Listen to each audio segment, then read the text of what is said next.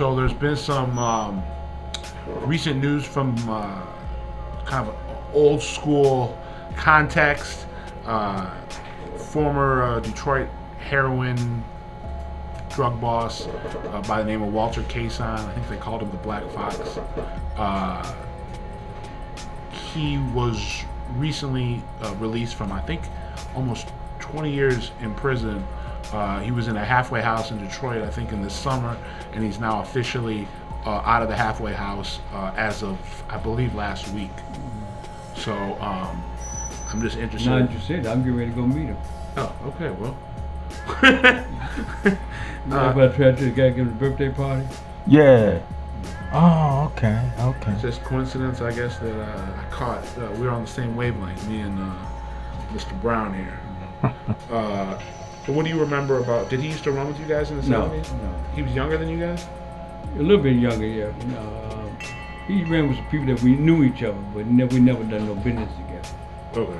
You know, he was out there Southwest Detroit. He was Southwest. Mm-hmm. And like he came like Inkster and yeah, Ecoys. Yeah. You know, Physical Road, all that. You know, Southwest Detroit. Schaefer. Who was he connected to? I You don't remember? What was? Do you remember the Harold Stinson? Yeah. Was that his partner? I don't know. I know Harold, but I don't know that was as his partner. Harold Stinson, who I thought I heard was somehow connected to Cason, ended up dead in like 77. I can't speak. Yeah. And do you remember that Cason's nephew was the guy that flipped on him the first time? I don't know. I think according to the court records that I read, Cason's nephew was a guy by the name of Bobby Marshall, and he, I think, turned on him. And Walter, in the first case, Walter went away for I think like 10 years on a heroin case. He locked up with me in Maryland. Okay. I was locked up with him in Maryland. And then he came out. He came out, got out, and got in trouble with like an FBI agent or something. Yeah, somebody they started at the airport.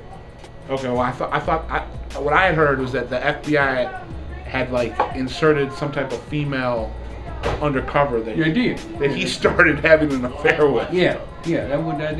I know about female because the female got him busted. Right, and that was like in the 90s. Yeah, because he supposed to been going somewhere and coming back, and they got him at the airport. Okay. Do you remember what he was like? Was he someone that was? He was more of a, I wouldn't say violent, but you know he wasn't the pastor's type. You know, he wasn't quiet. He was more like, yeah, you know, he gonna show you the boss. You ain't gonna play games with you and all that madness. Because him and his brother and I was locked up together. What was his brother like? Alfred. You know, he was really a dope dude. He was dope. Did he have a nickname? They just call him Alfred? No, I just call him Alfred.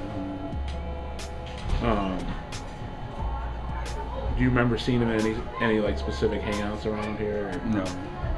No, we knew the same people and stuff, but you know, we knew of them and all that, but it wasn't in our circle. So. Okay. Did you ever see him like out in Vegas or when you guys were? No. What was he like when you guys were locked up? What was he like when you guys were locked up?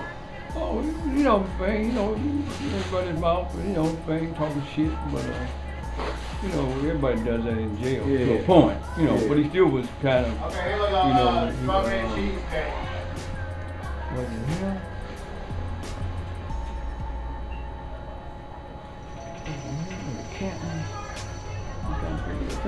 Him and the Cantons got into it.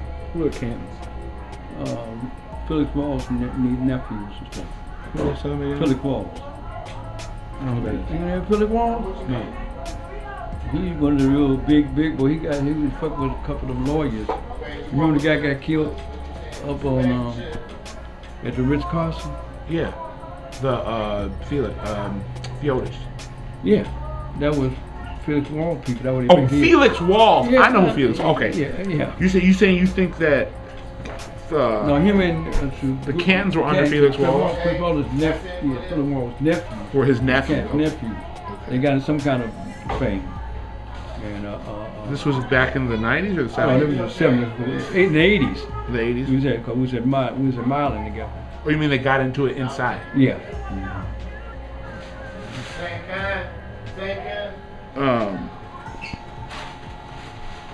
There were two cans? Well, his brother, one named Bernard, one named Leroy. Bernard and Leroy. Did they have Bernard and Leroy any nickname? No.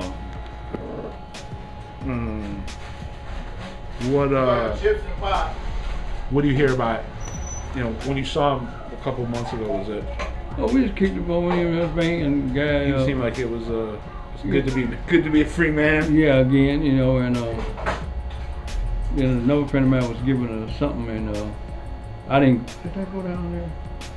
One of my friends died, and when they told me he was at the funeral home, I mean to come down there and talk, but I don't think I know I didn't go. I said I don't want to be bothered with a few other people. I said no, I don't even want to be in the whole circle with them. I said who may be watching shit. No.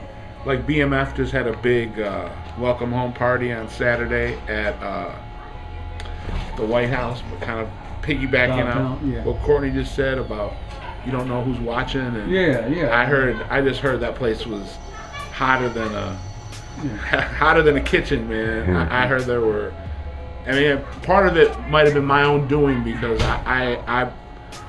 there have been flyers floating around on Facebook and social media about a big welcome home party for one of Big Meech's guys that was coming home, and after 10 years, and it's funny because these people blasted all over social media, and it says like who the party's for and everything, and then I write something on my website mentioning that there are these flyers coming out on social media for the fact that this guy's having a coming home party, and then I'm getting emails and messages sent through me. Oh, watch your back, and they're upset with me that I'm publicizing what they're publicizing. So it's funny. But what I heard was that down there, it was at the White House, which is former Elysium. And I heard back on Saturday night. I mean, the people in the club or whatnot. I don't think there were any issues or whatever. But I heard from certain people that they thought it was pretty hot. It was like kind of drawing some attention to yourself. And no, they ain't got no sense going on. Yeah, and it fits a little bit with kind of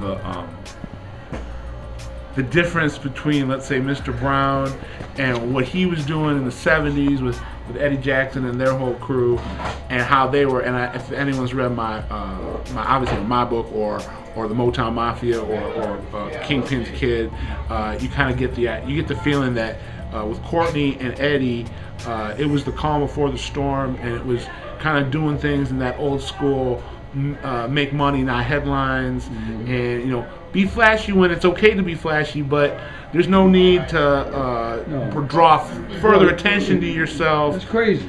And they were able to do what they did at a really large scale with employing, without killing people, with a limited amount of violence. And the last case I kept when I with the Pakistani, I done I bought the club stuff without nobody knowing it ain't about that. That notoriety shit to get you in jail for real. Yeah, they were the kind of the gentleman gangsters, and then right after Courtney and Eddie went away, literally within months, Young Boys Incorporated comes in, and the whole landscape begins to change. And then you fast forward even further into the new millennium, and you have Black Mafia family, which spawned from the same streets. Tie it back into what we originally started talking about. Big Meech and Black Mafia family come directly from streets of Southwest Detroit, where Walter Cason plied his trade, and they were of that YBI mold as opposed to the old school mode, and they were.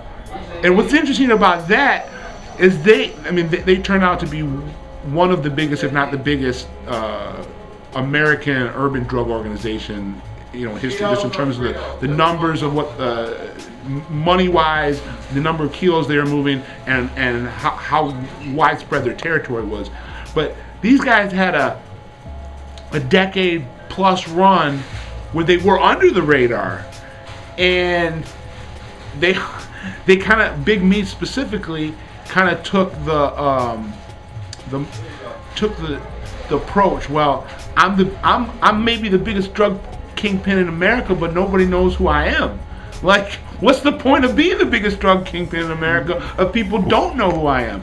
So I'll start putting my face on magazine covers, and I'll start putting up billboards, and literally in a matter of 2 years, or 2.5 years, literally from when Big Meech kind of launched himself into the eye of the storm in terms of pop culture and notoriety, and getting publicity for BMF, which he was kind of parading as a music label, but in fact was this monolithic drug distribution organization. But when he took that new approach, which was, I've done it quietly for 10 years, now I need to let people know who I am. Like I said, within 2-3 years, he was in prison, and now he's looking, he's been in there 10 years, he's looking at another 20. But it's just interesting when you contrast it to, talking about Courtney and Eddie, and then BMF, and then talking about, like Courtney said about wanting to stay away from a party recently that might have heat, and then tying it into this BMF coming home party this last weekend that, was kind of fit into the BMF mold, that there was flyers out on social media telling everyone for the last month that this was going to occur. Hello? That's the worst thing they were, for you to front them off. Now, you don't do what you're doing, nobody, cool. But once you front them off in headlines and all that bullshit, then it comes back on them, they ain't doing their job. So they gonna come with a hook, crook, whatever it is, after you. And all they need is bust one rung of the ladder. You go up the other ladder. And these guys still ain't learned that yet. They take it personal. And you ain't gonna front them off. Not for long, because they don't take it personal. And they don't come by hook or crook. And all this modern day shit, I wouldn't even want to even talk to a motherfucker on the phone. Yeah. Yeah, no, it was two guys. Hey man, come on down to the funeral, man. I ain't coming down there, yeah. This guy having a birthday party. Now, I didn't know that. A friend of mine from Memphis, his ex's brother. And he called me and said, you go out my place, and my brother want to talk to you for a minute. And out of courtesy, I'm just going down there to drink. But he had told me who was going to be down there, Cason, and who else he said, some of us got, damn, who else was he told me? Guy used to be pretty big. Damn, who was it? Somebody. I'll think of his name, I'll give you the face, right? But anyway, he told me he was going to be down there. I said, I'll go down there and just show my face.